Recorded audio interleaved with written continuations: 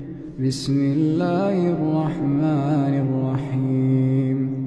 آپ سب ناظرین کو شیزا وائس چینل میں دل کی گہرائیوں سے خوش آمدید اور خلوص برا سلام۔ شیر کا گھر، یہ واقعہ، یہ کہانی ہمیں یہ بتاتی ہے کہ انسان جنگل کے بادشاہوں کا بھی بادشاہ ہو سکتا ہے۔ کسی زمانے میں شیرپور کا گاؤں دریا سے ہٹ کر آباد تھا۔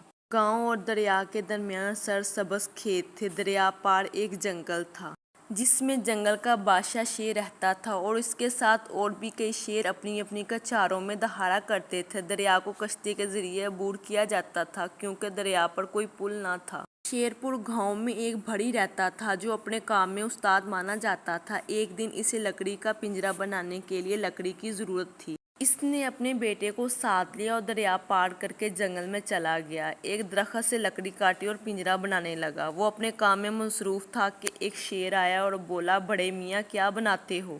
بھڑی نے جواب دیا، جنگل کے بادشاہ کا گھر بنا رہا ہوں۔ شیر نے کہا، اس چھوٹے سے پنجرے میں ہم کیسے سما سکتے ہیں؟ بھڑی نے کہا، جنگل کے بادشاہ اس میں داخل ہو کر دیکھ لیجئے۔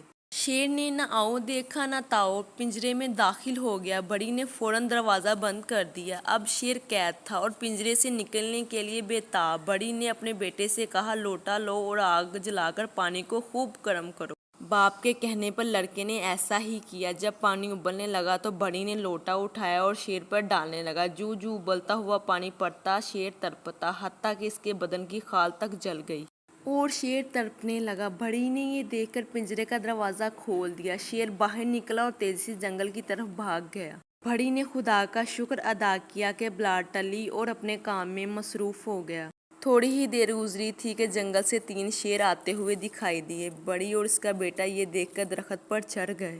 شیر درخت کے نیچے آئے۔ انہیں درخت پر چڑھنا نہیں آتا تھا۔ آخر جلا ہوا شیر نیچے کھڑا ہو گیا اور دوسرا شیر اس کی پیٹھ پر چڑھ کر کھڑا ہو گیا۔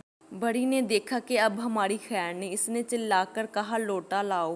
یہ سننا تھا کہ نیچے والا شیر بھاگا، اوپر والے دونوں شیر بھی اوپر نیچے گرے اور بھاگ نکلے۔ جنگل میں جا گھسے اور پھر ادھر آنے کی کبھی کوشش نہ کی۔ بھڑی کی حاضری دماغی نے نہ صرف شیروں کو بھگا دیا بلکہ یہ ثابت کر دیا کہ انسان جنگل کے بادشاہوں کا بھی بادشاہ ہو سکتا ہے۔